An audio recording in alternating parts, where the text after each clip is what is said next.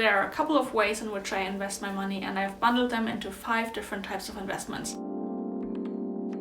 Hey and welcome back to my channel. My name is Anna and I'm a German mechanical engineer based in Sweden. Today I want to talk about how I invest my money that I earn as a mechanical engineer. First, a quick disclaimer, this is not financial advice, please don't simply copy what I'm doing. With this video I hope to show you how easy investing is and inspire you to start saving and investing yourself. And I always find it super interesting when people talk about how they invest their money and why. So this is what we're doing today. Let's start with why. I have been investing in the stock market since 2018, and the real reason I started was because I heard some students in my class talk about that they were investing, and I thought, they're not geniuses. If they can do it, I can do it. And so I started looking into it. I did do a few months of research and then decided on an investment strategy, and I have not changed that strategy since. I did recently change something, but more on that later. There are of course better reasons to invest than I saw other people do it and wanted to try it as well. And I made a whole video about that. But to summarize it shortly, our money loses value over time due to inflation, and we can counteract that by investing our money into things that increase in value over time and that can even increase more than the inflation, so that you actually have more money in the future. Now to the how. To me, investing is really just the third step of a 3-step process, and you cannot talk about investing without mentioning the other 2. So in this video I will go over these 3 steps. First, how I make money, second, how I save money, and third, the 5 ways in which I invest money. So first of all, how do I make money? It's pretty straightforward. The only way in which I currently earn money is through my salary. I work as an engineer at a Swedish battery company and I absolutely love my job. In the future I definitely want to explore additional sources of income, but for now that's what we're working with. So let's move on to how I save money. I currently save about 50% of my net income. The way I'm able to save this amount without accidentally overspending is with automatic transfers. So here in Sweden we get paid on the 25th day of the month, which is when I receive my salary into my bank account or checking account. Then I have an automatic transfer to pay my rent on the 27th day of the month, to make sure my landlord has it by the end of the month, because I do not like to stress about being late on payments. And then on the 29th of the month I have an automatic transfer of 50% of my net income distributed to my savings account and my brokerage account. I do this a few days after I receive my salary so that I can still cancel it in case something goes wrong with the salary payment, which has happened a few times, but so that I have the money available around the 1st of the month, as I like to get my month started with a good investment. The only money I can still spend at this point is the money that's left in my checking account. I have made a video about how exactly I spend my money, which I will link down below. But yeah, now that the money is transferred into my savings account and my brokerage account, we can finally start investing. So how do I invest my money? There are a couple of ways in which I invest my money, and I've bundled them into 5 different types of investments. Overall, my investment strategy is to buy and hold, and I'm willing to take quite high risks for potential high returns. I am 26 years old, which means that I have at least 40 years until retirement to recover if I lose all of my money. Granted, I stay able to work, but that's more of an insurance topic. I don't have any children or anyone else who's financially dependent on me. I don't have any debt, and I have an emergency fund saved up of 6 months of expenses. I'm also a person who takes quite a long time to decide on a strategy and then sticks with it without really questioning it too much afterwards. I also don't really get emotionally involved in my investments, so I'm the last person to buy or sell investments out of impulse or panic. So these things considered, I have decided that I can take quite high risks with my investments. This approach is definitely not right for everyone and might not be right for you. It all depends on factors like your age, your income, your dependence, your current financial situation, your goals, and your personality. So I want to encourage you to figure out your risk tolerance before you start investing. The reason why this is so important is that we want to avoid panicking when the market goes down and selling our investments at a bad price. This is a sure way to lose money with your investments. We instead want to be relaxed and confident in our investment strategy and just keep going until we're millionaires. I might make a more detailed video in the future on how to choose your investment strategy, so let me know if you want to see that. So I've been doing pretty much the same thing for the past 3.5 years, except that now as of 9 months I actually earn a full-time salary. Before that I was still a student and just investing whatever I had left over from the money I received from my parents and from my part-time jobs. So now let's get into the 5 ways in which I invest my money. Number 1, 1. Exchange traded funds, or short ETFs. What are ETFs? Basically, they're bundles of stocks, meaning that you can invest in a large number of different stocks, different companies, without doing the work of buying stocks of each company yourself. Instead, you can just invest in a fund which owns stocks of all these different companies, and they make sure to keep the stocks in the right amount depending on the objective of the fund. And they're called exchange traded funds because they're traded on a stock exchange in pretty much the same way that you trade stocks, so during the day. Whereas there's some other types of funds that are not traded during the day. I like ETFs because they don't require a lot of effort. In fact, I only spend about 1 hour per year making sure that my investments are going well,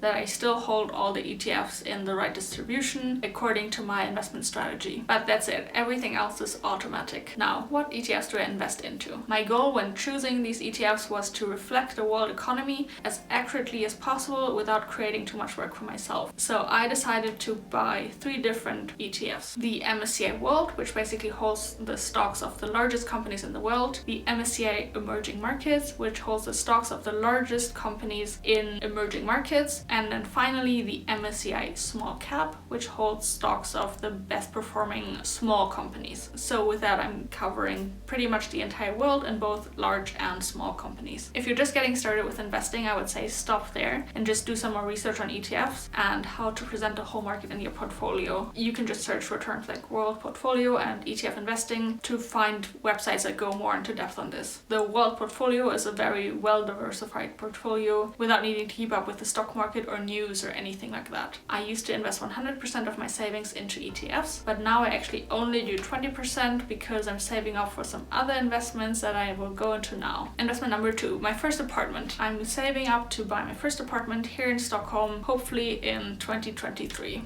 Granted that I will find the right deal. So this is actually what the other 80% of my savings are going towards at the moment. There are several reasons why I want to buy an apartment. First of all, I would like to diversify my investments and not only invest on the stock market, but also in real estate over time. Second of all, I want to have a place to live that I cannot get kicked out of since it is really difficult to find permanent housing here in Stockholm. And the most important reason is the nature of the housing market here in Stockholm. Rent prices are really high compared to loan prices at the moment. This means that for the same type of apartment, you would spend a lot more on rent every month than you will spend on mortgage payments every month. Of course, this is not the only factor to consider. There's also a down payment that I need to save up for. And by Swedish law, I have to pay at least 15% of the total apartment price as a down payment. So, for example, if I buy an apartment for 100,000 euros, then I would have to have 15,000 euros saved up as a down payment. Unfortunately, the only thing that 100,000 euros can get you in Stockholm is a parking spot. So I will have to save up a lot more than that. A small apartment in the city will probably be around 300,000 to 600,000 euros, which means that I need to save up between 45,000 and 90,000 euros. Now,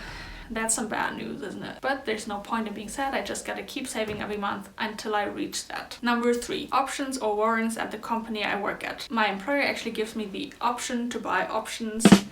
Well, the option to buy warrants, but that didn't make for such great of a pun. And I can turn these warrants into stocks once the company has performed a stock launch, which means that it gets listed on a stock exchange and becomes a publicly traded company. So you pay a small sum for the warrant and then sign a warrant contract basically, which already decides the price of the stock in the future and also at which date in the future you will be able to transform these warrants into stocks. However, you can still decide at that point to not go through with it and just let the warrants basically go unused. I'm really grateful that I have the opportunity to buy warrants because I really believe in the company I work at and the mission, and I think it has a good chance of being successful. There are actually many companies, and I think increasingly more companies, that offer these kind of options or warrants to their employees, allowing them to own a part of the company and take part in the profits, which I think is an amazing way to structure a company. If you work for a company, whether it's a public or private company, you might have this option too. Now, the best investment by far you can make is to hit that subscribe button for more videos about money, career advice, productivity, or whatever else I decide to make videos about in the future. But back to business. The 4th investment I make is my sexy hexy retirement fund.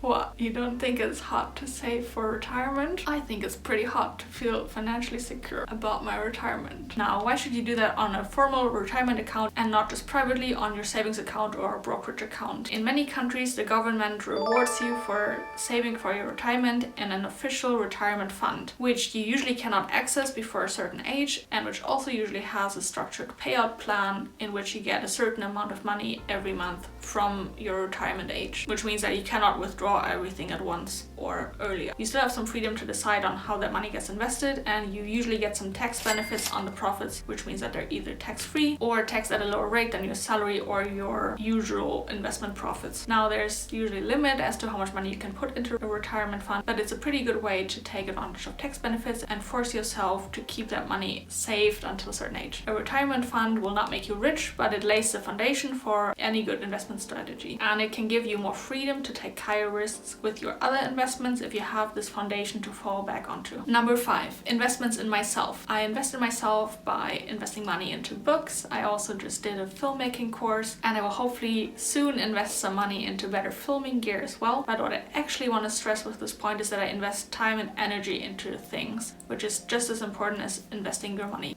I invested years of my life into becoming an engineer at university. Now I am investing my free time into learning how to write, film, and edit videos, which is something I've never done before in my life. I invest time into working out, sleeping, my family and friends, reading, and learning new things. And I think that these are all just as important as monetary investments, and that these should be active decisions as well. Your time and energy is worth a lot. After all this investing talk, are you curious how I spend my money? Then I know just the video for you. I will link it somewhere up here, or maybe down here, or somewhere else on the screen, maybe everywhere. Thank you so much for watching, and let's make some money.